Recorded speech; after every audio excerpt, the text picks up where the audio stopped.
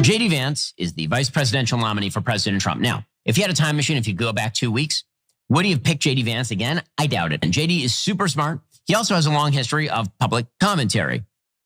You will not believe the Democratic lawmaker who actually agrees with Ben Shapiro on this. We're gonna get to him in just a moment. But before we do, why don't we listen to Shapiro elaborate further on JD Vance and how Trump might have buyer's remorse. I think he probably would have picked somebody like Glenn Youngkin from Virginia in an attempt to broaden out his base. Instead, he went with JD Vance, feeling, because he was right, that at the time he had a very solid advantage in the race against Joe Biden.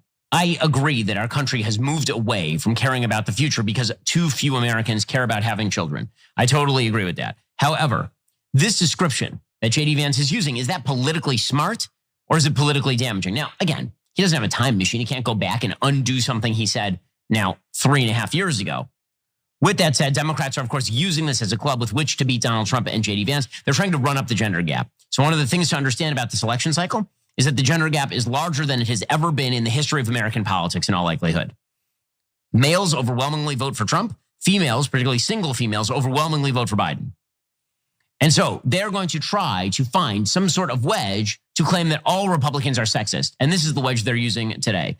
It seems to be working really well, if that's the wedge that they're using. And look, I mean, I will say this, Cenk. Kamala Harris, so far in her campaigning, has done a good job in focusing on that wedge issue, labeling JD Vance and the Republican ticket as weird rather than hyper focusing on threat to democracy, which clearly was not effective messaging. It did not help Biden much in the election. And so now you have Democrats kind of lining up to mock the Republican ticket, make fun of them, call them weird, as opposed to constantly fear-mongering about the Republican ticket. So there were definitely portions of what Shapiro was saying there that I definitely agree with. Hey, don't scroll away.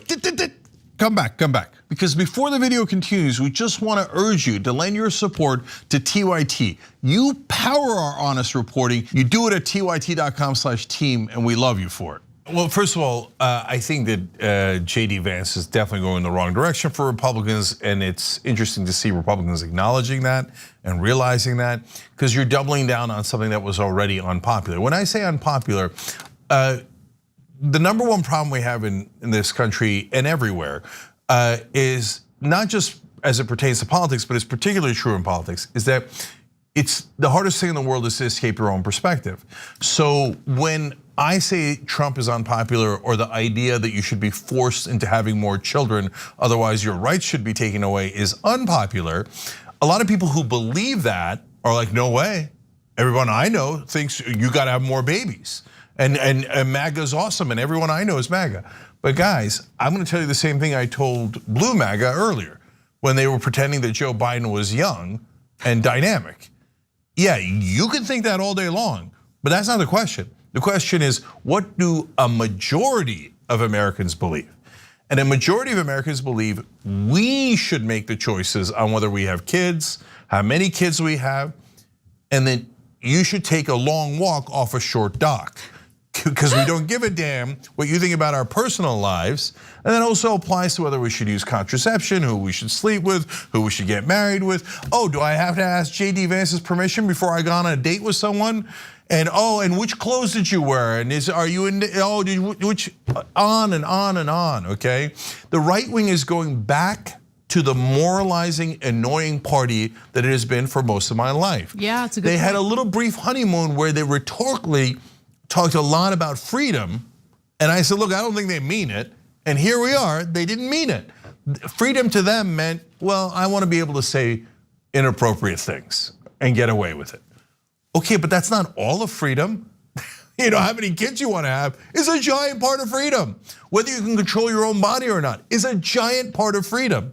And can we have both freedoms? Yeah, can we have all of the freedoms? Yeah. Right? Can we be disciplined and principled and consistent? And so usually the case for politicians is no.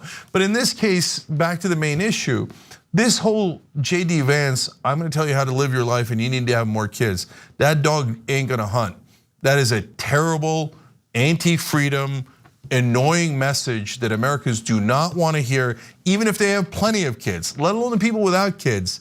They're gonna hate you for life because you're judging them and shaming them when you have no business doing that. Now, there have been a lot of questions about whether Donald Trump has come to the realization that JD Vance is a terrible VP pick, whether he has buyer's remorse. And in interview after interview, when he's been asked that question, he has remained consistent in defending JD Vance and arguing that he's a great VP pick. In fact, he just had an interview with Laura Ingraham, and Aaron Rupar is tweeting out about it because it aired as we were doing the show, I guess. And so Ingraham asked Donald Trump, what can you say to viewers to reassure them that JD Vance was an excellent pick? Donald Trump responded with, he's got tremendous support, and he really does among a certain group of people like families. He made a statement having to do with families. That was a verbatim quote from Trump. Of course it was. That sounds totally like Trump. Yeah, okay, but Ben Shapiro still seems optimistic about Trump winning another term in office. So let's hear his argument there. So this is why I say Republicans are gonna have to be significantly more careful about what they say against Kamala Harris than they have been against Joe Biden. Not because Kamala is wonderful or decent or anything like that, but because the media are waiting. They're waiting. Do not play their game. Just do not play their game. Donald Trump still has the advantage in this election. He does. He has the advantage in this election. It just requires the president of the United States, Donald Trump, former president, to be very meticulous about what he says. And the same is true for JD Vance. I have some faith that they will. Again, I think that both are intelligent men, particularly JD. Well, I mean, real quick though, he is right that even now, Trump still has the advantage and Kamala Harris is the underdog in this race. He is right about that. Can Trump increase his lead over Harris? I don't know, especially with JD Vance fumbling over and over again in press interviews. Did I hear that right? That he said Trump and Vance are both bright guys, especially JD Vance.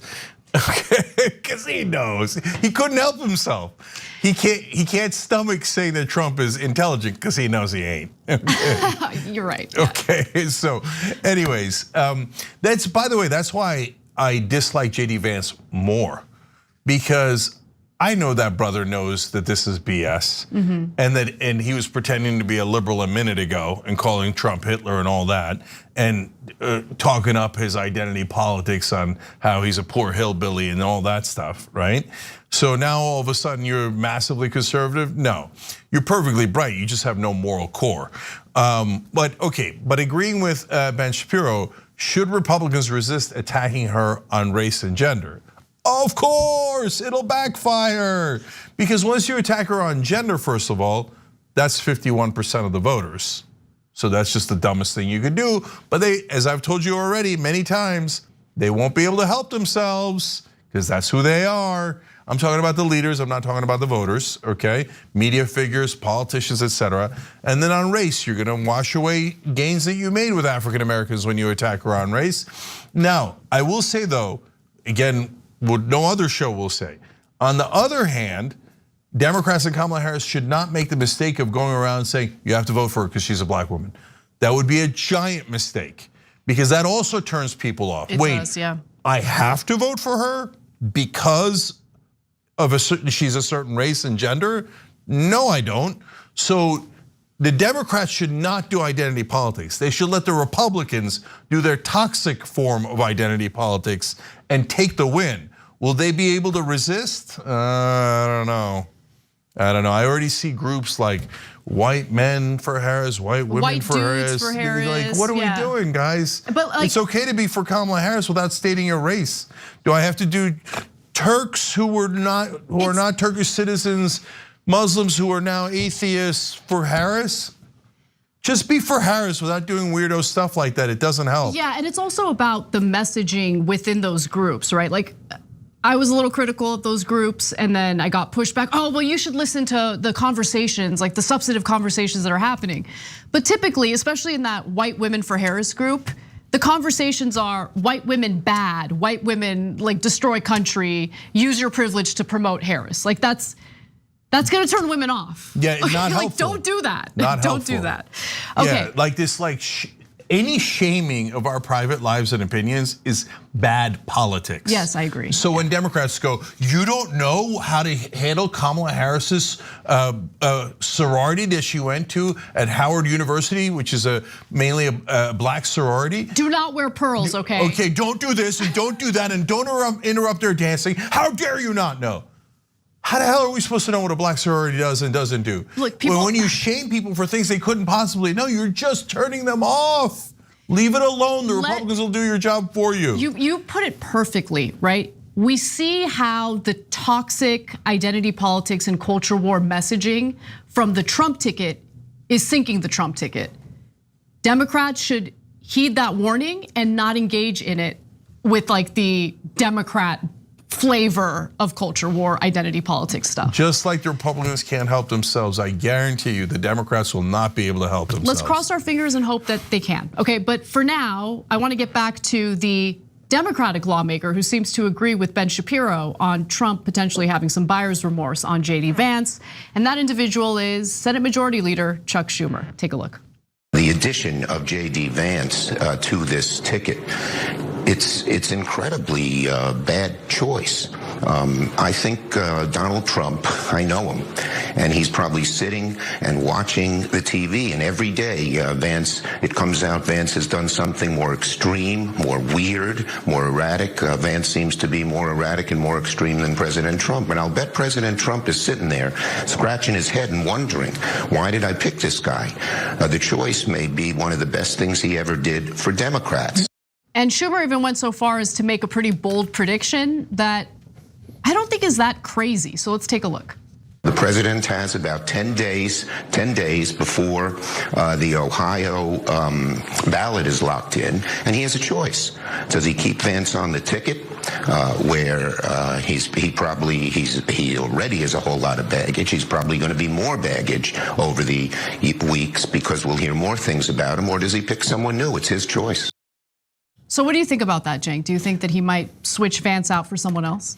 I don't know, but I do know that it's smart politics to open this debate up because the Republicans lose no matter which side of the question you're on. Should he dump JD Vance or not? Already we're having a conversation about how awful JD Vance is and how hurt the Trump ticket is and how they should react to that. So that is a great conversation for Democrats to have. So nicely played by Chuck Schumer there.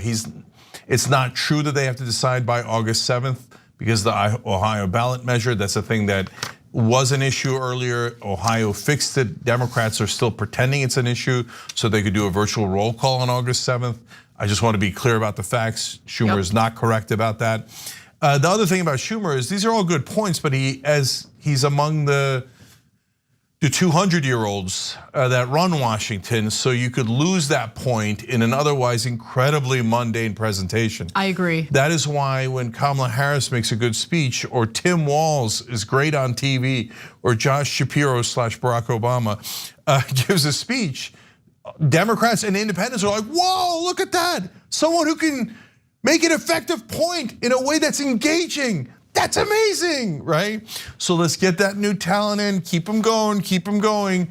So Schumer, good job on the strategy. Everything else, let's get some young blood in there. Yeah, I totally agree. All right, in our bonus episode, we have a fun senator making an appearance and getting scolded by a Fox News host. So it's a conservative lawmaker getting scolded by right-wing Fox News. Hit the join button below if you're on YouTube to join us so you could get that bonus episode. Everyone else, tyt.com/team. And one last thing, be careful about the word weird. Tim Walz came up with it. I love it. I like being aggressive, but don't let it become the synonym for Christian or just white right-wingers, etc. I'm a little afraid of that. Just something to look out for. Keep it exactly as it is now. Don't go any further with it. Thanks for watching The Young Turks. Really appreciate it. Another way to show support is through YouTube memberships. You'll get to interact with us more. There's live chat emojis, badges. You've got emojis of me, Anna, John, JR. So those are super fun. But you also get playback of our exclusive member-only shows and specials right after they air. So all of that, all you gotta do is click that join button right underneath the video. Thank you.